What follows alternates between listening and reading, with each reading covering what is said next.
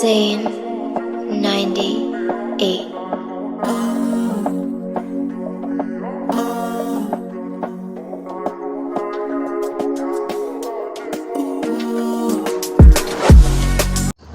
Welcome to GO35. Hayi angihambi ngedwa. Ngihamba nendoda enobuchopho, ngihamba noNgwane. Hayi sibingelele Ngwane. Ngiyabingelela kwabalandeli mfethu ababukayo mfethu emakhaya mfethu ngiyabingelela mfethu. Yeah. Namhlanje Ngwane ngicansi it's one of the biggest games akhona emhlabeni El Clasico but. Yeah, and Madrid versus Barcelona. IBarcelona iya kule game okokuqala ucoach akekho because previous game uNetflix wathola i-red card. uRafinha ngicansi umdlalo wa contribute kakhulu kwi-El Clasico yokugcina. Akekho nayo injured because uzamile ukungena athi ukutrainer kodwa kwaba ukuthi upick up enye injury so akekho uNetflix akekho uRafinha. IBarcelona yakule game already nama witness now.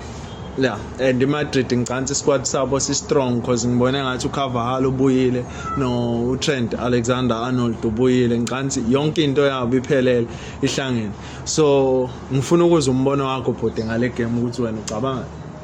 Yeah, mina ngokwami ilo eMadrid uyabona baka-heal from ama-lose lawo 5 la season on competitions phela abezama uyishaya eBarcelona lekho ibanezile iBarcelona yakhona. I think ngoba besekhaya nje baza nalo mentality uthi hayi sifuna i-revenge eBernabeu. Futhi sifunile no phela bawu number 1 manje kumele be-maintain number bayefuna i-league so I don't think bazoyekela kalula ukuthi iwin iBarca.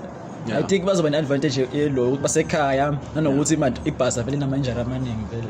Bosebenzisa lokho plus nokuthi ucoach wabo lo akekho manje ama-sub nawo bazoyibona bazoshayela uba i-assistant coach mhlawumbe manje iBarca nale nto leyo uthi hayi bazona plus no-coach futhi musha kushabe lonto ibhola lakho yalibonisa asafani nalo la nshelo safani manje I think eMadrid nje izoba ne-advantage enkulu eMadrid. Ngicansi kunomdlalo engifuna umsingele out uRashford.